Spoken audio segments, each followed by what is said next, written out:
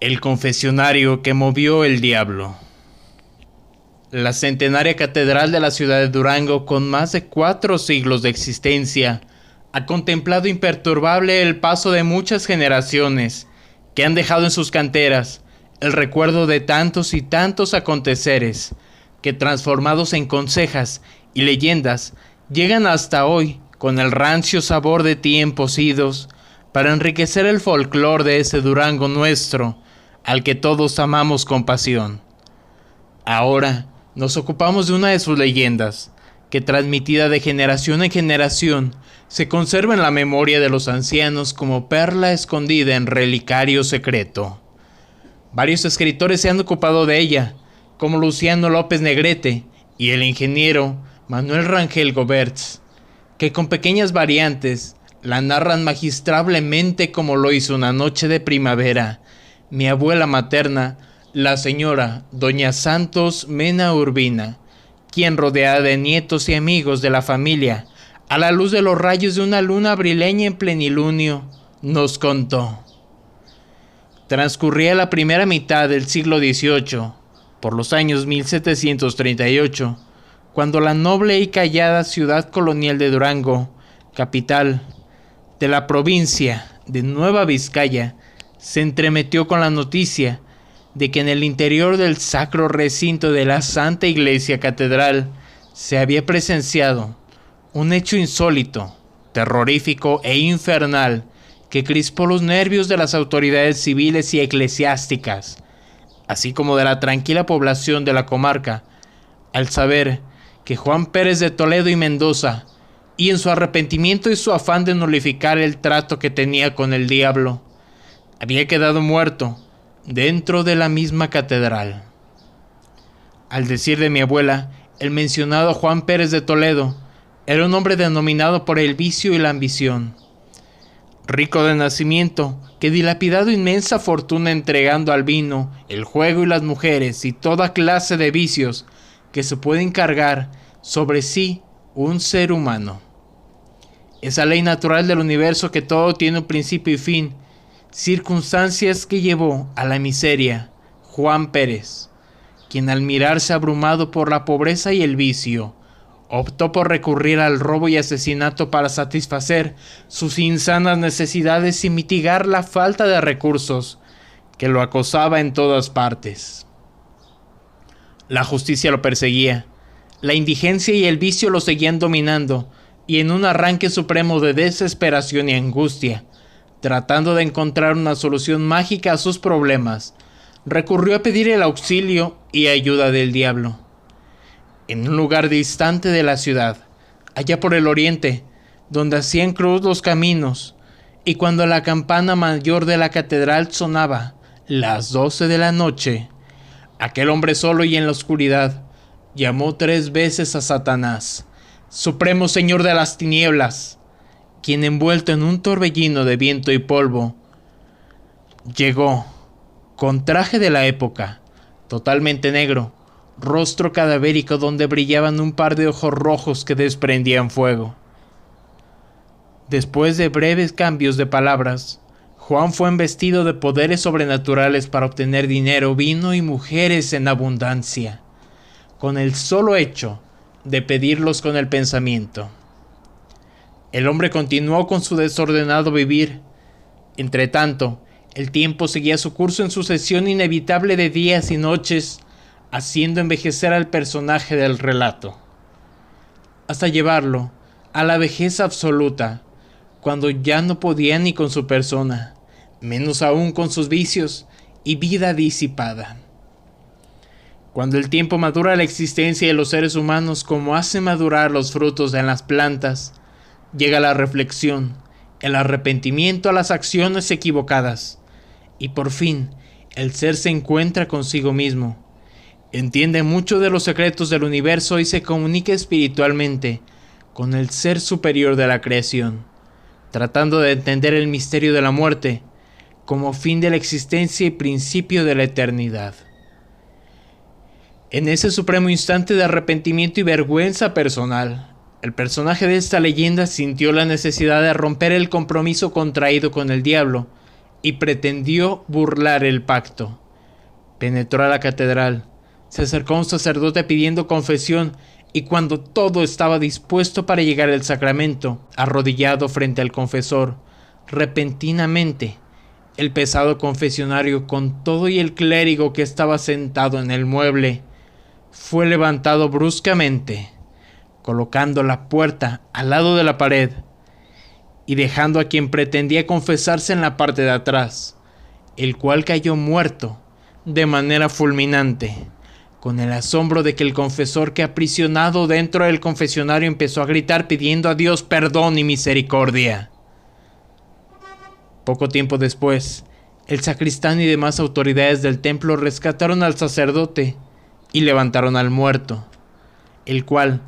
daba aspecto de haber sido quemado, como fulminado por un rayo, y despedía un desagradable olor a azufre.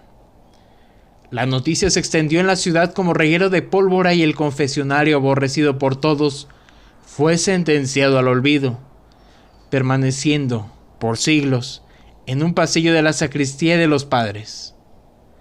En un hermoso y pesado mueble de madera, primorosamente tallado precisamente en el siglo XVIII, y actualmente luce rehabilitado colocado en la nave derecha de la catedral cerca de la sacristía, de la hermosa y majestuosa Catedral de Durango.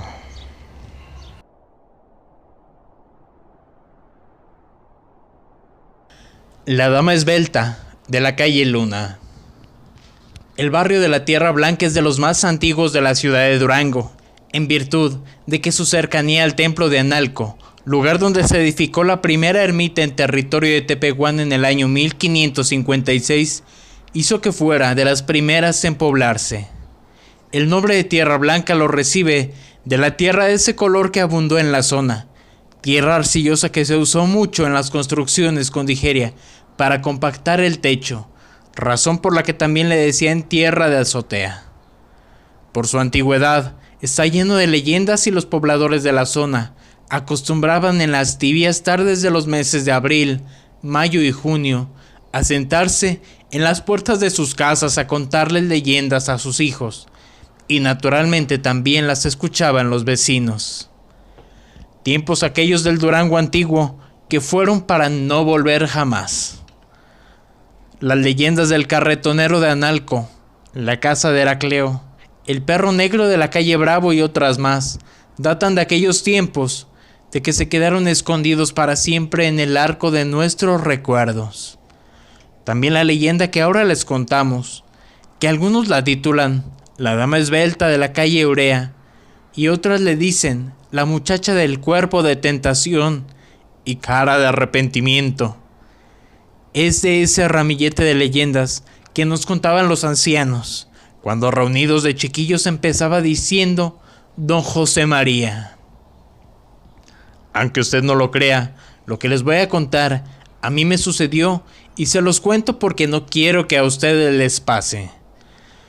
Una vez cuando la luna se había ocultado en el poniente y los gallos de la medianoche empezaban a cantar, yo caminaba a paso lento por la calle de Urrea. Y lo hacía lento porque venía muy cansado de trabajar el turno de la Casa Redonda y había salido a las 11 en punto. Cuando pasé por el puente de la Pesadilla y me enfilé rumbo al sur, más o menos en la cuadra de la Escuela Revolución, advertí que caminaba, como a 50 pasos de mí, una mujer de cuerpo delgado y bien proporcionado. Se balanceaba ligeramente al andar como lo hacen las muchachas jóvenes, para despertar la tentación de los muchachos que las contemplan.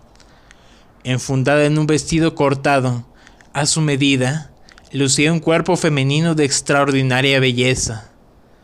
Al atravesar una de las bocacalles, entre la arista, la brillante, y la amarilla luz del foco, iluminó su cuerpo, que por su belleza era capaz de seducir al hombre más frío e indiferente. Yo,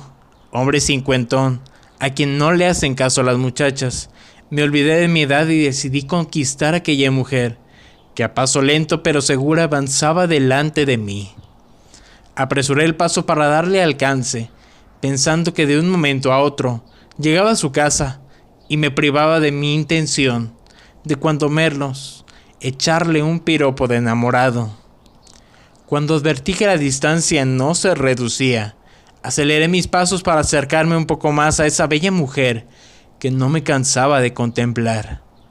La muchacha, a mi juicio, aparentaba unos 20 o 22 años, y era sumamente raro que anduviera sola a las 12 de la noche por la calle de Orrea, zona solitaria en la década de los 30, cuando las cosas ocupaban mucho espacio por los solares que poseían.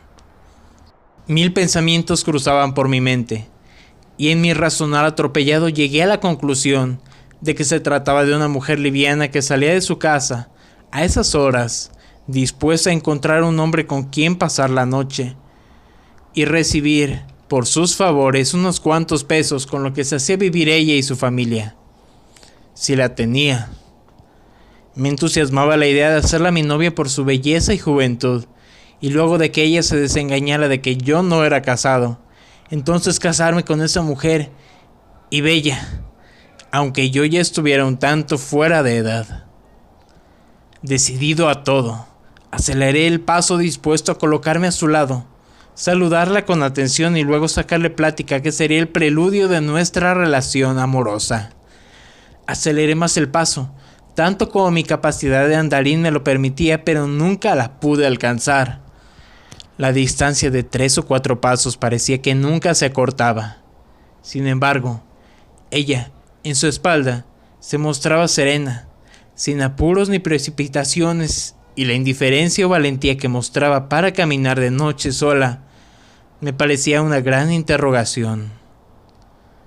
No supe cuántas cuadras caminé siguiendo a aquella mujer de cuerpo sensual y escultural, y solamente recuerdo que fue exactamente en la cuesta o subida de la calle cuando le di alcance, y enloquecido por mis pensamientos de lujuria,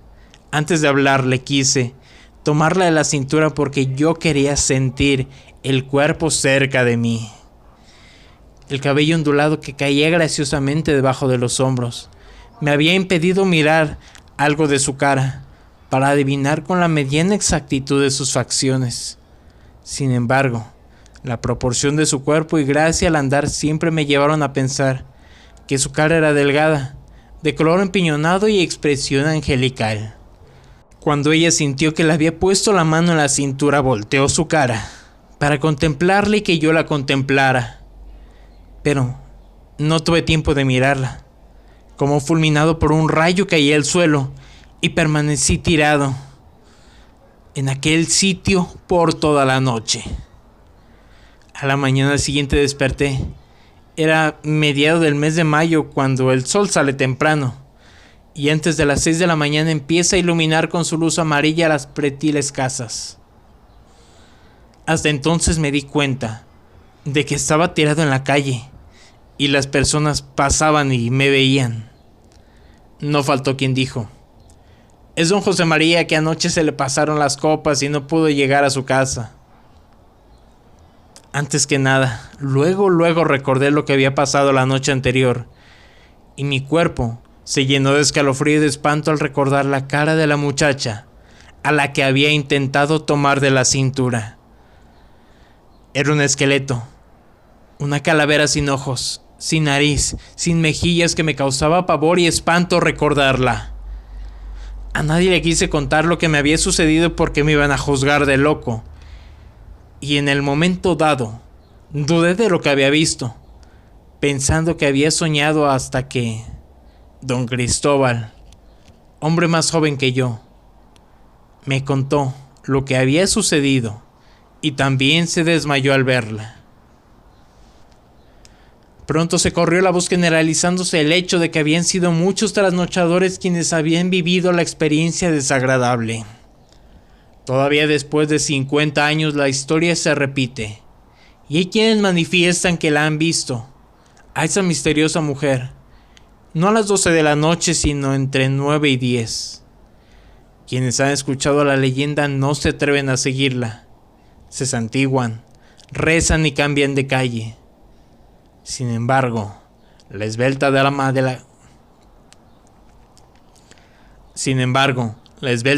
la calle Urrea sigue transitando en su calle, pero ya no encuentra a quien la siga. Así nos contó la historia de don José María, hombre bonachón que nunca se casó y le gustaba mucho platicar las leyendas del Durango antiguo, cuando los chicos nos sentábamos en la orilla de la butaca a escuchar sus relatos. El tiempo ha pasado, algunas calles ya cambiaron de nombre, muchas casas fueron remodeladas y se modificaron sus fachadas, pero las leyendas de los viejos tiempos siguen cultivando a los niños que las escuchan.